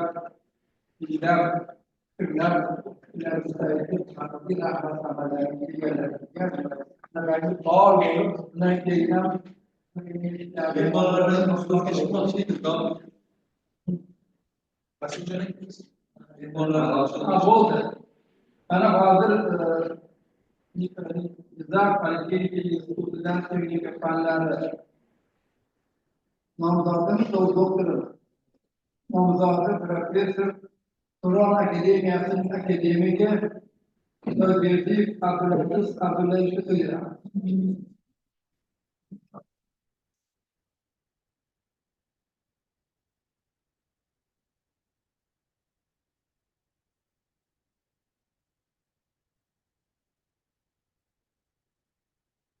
Assalomu alaykum, hurmatli kengash raisi. Assalomu alaykum, hurmatli kengash a'zolari. Bitta narsani qonuniyatini aytamanki, rektorimiz Tadbirkorning qanday ekanligini ta'kidlab, ta'tilimizni o'zining himoyasi deb ko'rsatganidan mamnun va o'zining minnatdorchiligini yo'llaydi. Men kanatda azalik so'raymanki, bu kelayotgan ustozi Azayev Rahimboyevich kelayotgan sababi bizning institutda azalikka tekshirish kerak. Shuning uchun o'zini so'rab qo'ydi. Keyin aytmoqchimanki, bir narsani shunday yaxshi xizmat yaxshi ko'rishdilar. Nega shunday yaxshi kun bo'laydi? Sababi biz oltin davrda yashaymiz. Bilasizlarki, oltin davr nima? Agar davlatimiz tinch, farovon, urush bo'lmasa, o'sha davr oltin davr hisoblanadi. Tarixda bilasizlar, birinchi oltin davr O'zbekiston davrida bo'lgan 1313-1348 yillarda. O'rtada boshqargan har tomondan davlatlar bilan yaxshi kelishgan holatda yaxshi tinchashgan vodiy keldi bo'lgan 30 shu yillar ichida hech qachon urush bo'lmagan. Rossiyada bu davr 20-asrning boshlari keladi. To'g'ri keladi. Bilasizlarki 1913-yilda bu bir davlat Rossiyada gaz mahsulotning inson soniga o'tganda Rossiya показатель o'sha kungi 13-yilda ko'rsatishi. Hali ham javob keltirgan. Yana bitta oltin davr bu Boburiylar Akbarshoh davriga keladi. Birinchi Qodiriyning Akbar va Humayun kitobida to'g'ri yozilgan. Akbarshoh shunday qilganki, armiya teknishlari qurib 30 gektarlik bog' qilgan. O'sha bog'da katta bino qurgan. Binoning 4 tomonidan 4 religiya, xristian, katolik, budda va musulmonlar ekan. Ular tasvirga chiqib, haligi bog'ning atrofida og'ayni bo'lib yashayotgan. Tinch yashagan farovonlar. O'sha satr yozgan. Bunday podshohlik bo'lmagan, bundan keyin bo'lmasa kerak deb yozgan. Afsuski, bu noto'g'ri. Mana mustaqillikka erishdik. Mana oxirgi prezidentimiz ta'limda aytsa, qanday o'zgarishlar bo'lyapti. Urush haligilar bo'lgan yo'q. Davlatimizning qanday nufuzga ega ekanligini ko'rib turibsizlar.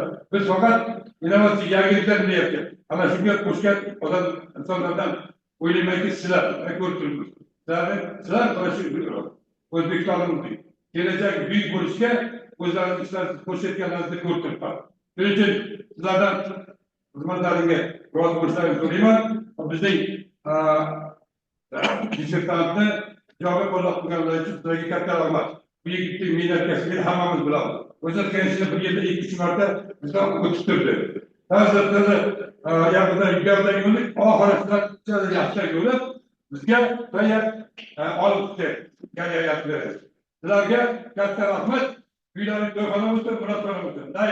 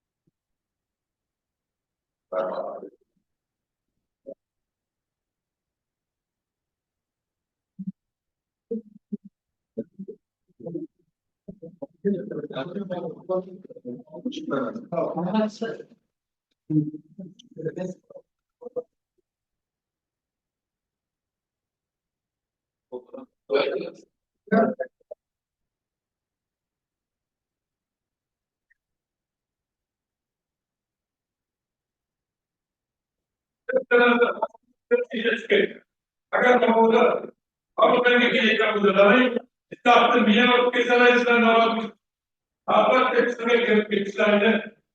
Itu berapa?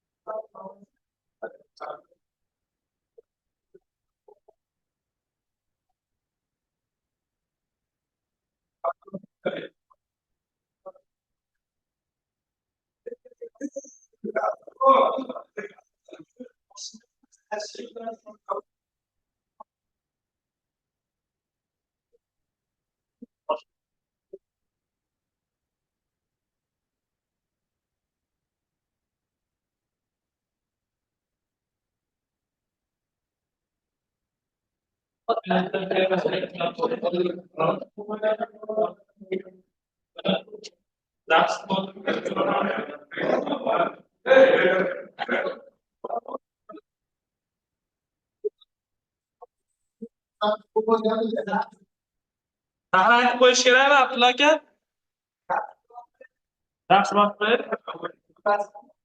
Yoki o'yin boshqaring. Shuncha mehnat ko'kka so'rilmasin.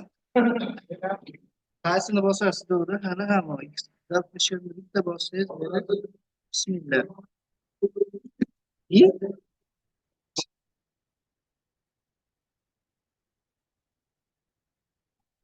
Voy, Tepada zabt bo'lyapti. zaps o'chiraylik. Hamma zabt bo'lyapti. Men buni bossam